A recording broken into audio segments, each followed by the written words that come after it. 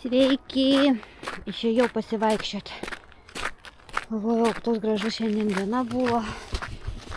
Tokia saulėta, net iki 10 šilumos. Ne visai 10 buvo. Išeisiu pasivaikščioti. Ir negera idėja. Sniegas pakliūręs, visur slidu. Tik žiūrėk, kur nors neįsitiestum. Bet užsisėdėjau namus, taip netėjusi išeiti, nors kiek praeit ratuką. Galvoju, toks vakaras gražus, reikia eiti prasivaikščioti. O, net mėnulis mane lyg, matot už manęs. Tai einu prasivaikščiosiu.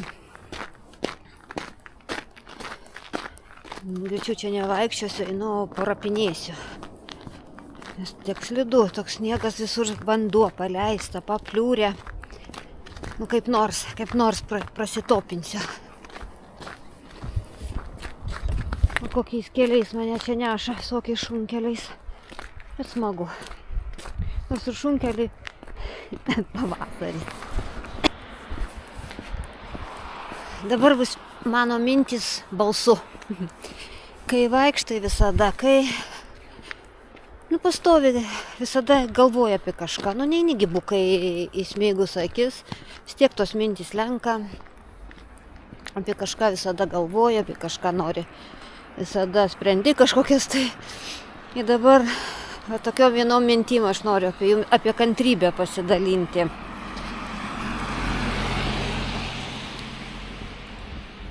Aš visai neseniai važiuojant autobuse tapau tokia klausytoja. Nori, nenori tapau, nes autobuso dabar tas maršrutas mūsų labai prailgintas. Vietoj 25 minučių važiuoja visą vos ne 50, ten sukiojasi per visas gatves, suka ratus. Ir dar dvi damos, kurios ten sėdėjo, įsivaizdavo, kad jos vienos autobuse sėdi ir taip garsiai šnekėjo, taip garsiai pasakojo tą istoriją, kad aš nori, nenori tapau neakivaizdiniu klausytoju. O istorija dabar aš irgi galvoju, sakau, bus apie kantrybę, apie kantrų žmogų, ar tai kantrus žmogus ar ne. Aš einu dabar ir galvoju. O istorija tokia. Šeimoje vyras alkoholikas, moteris buvo daužoma, mušama, žiauriai smurtaujama prieš tą moterį buvo. Netgi buvo šonkauliai sulaužyti, jos pagimdė 3 vaikus. Nieko nebuvo, absoliučiai iš to kaimo netoliau, sakė, išvažiavusi nebuvo, pats gal didžiausias išvažiavimas buvo iki Kauno, sakė, ten ar kur. Vienintelis jis išvažiavimas, jie taip jau nupaišė, kad ten tokia užguita moterytė, auginanti 3 vaikus buvo, vaikai pastoviai tą smurtą matė prieš motiną. Ir dabar jie susirgo onkologiją ir pačiam mažiausiam berniukui, atrodo, sakė 5 metukai. Tokia istorija, tokia klaiki skriaudžiamos moters istorija.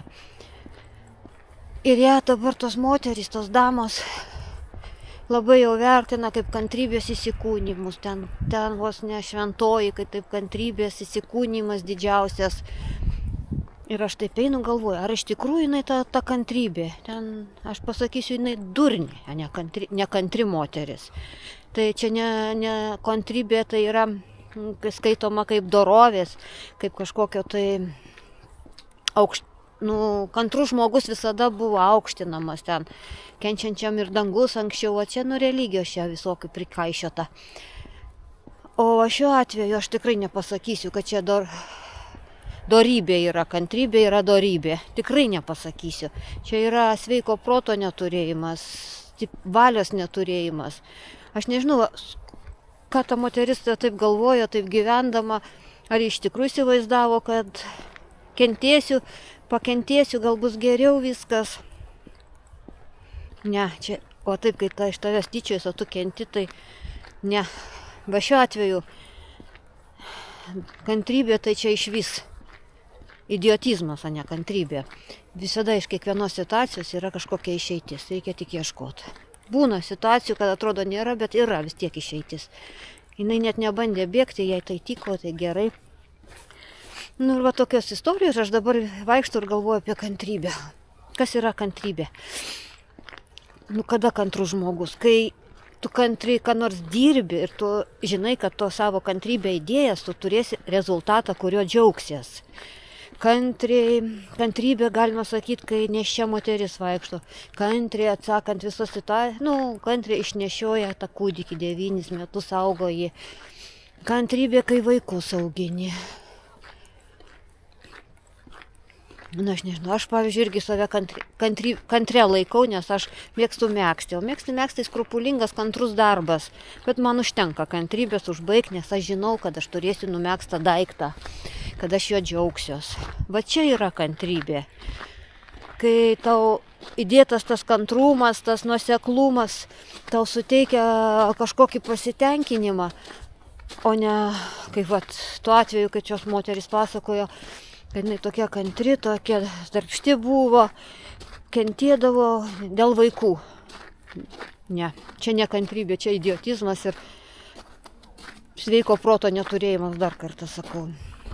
O šiuo atveju tikrai nepalaikau tokių moterų ir visada reikia ieškoti išeities, bent jau dėl vaikų. Jeigu jinai jau taip mylėjo tos vaikus, aukojosi dėl jų, bent jau išveši iš tos situacijos. Va tokios mano mintys būna kartais. Kelias iš tikrųjų slidokas, dar vis kaip ir išėjau nepasivaikščioti, parapinėti. Ir va tokią mintį rezgu. Nu va ir pasidalinau su jumis savo mintis, įgarsinau.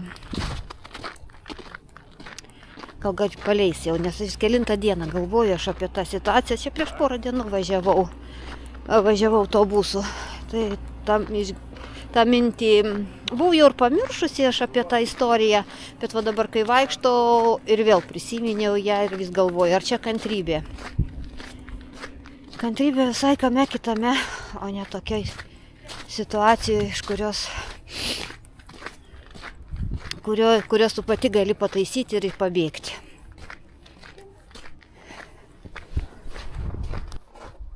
Maje mėnulis koks gražus. Einu ir gražios mėnulio. Nors faktiškai mėnulio aš visada bijodavau. Man tokius nelabai kokius tai jausmus sukelia. Bet taip pat gražu, kai tave lydi. Oi, reikia į mėnulį žiūrėti po kojom. Ir vėl kur nors įgriūsiu.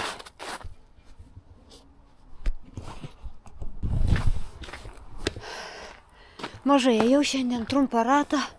Muka ant palankės tūpi. Trumpą ratą ėjau, nes labai slidu. Labai slidu, nes sniegas toks patežęs, paleistas, o apačioj vanduo ir ledas. Tai nevaikščiau, rapinėjau. Geriau kitą kartą išeisiu, kai bus normalu, o ne kojų sukinėti savo. Nu, šiam kartą tiek, tokius pasakojimus aš jums priporinau. Neišėjo ilgiau pavaikščioti, nes gamtinės sąlygos neleido.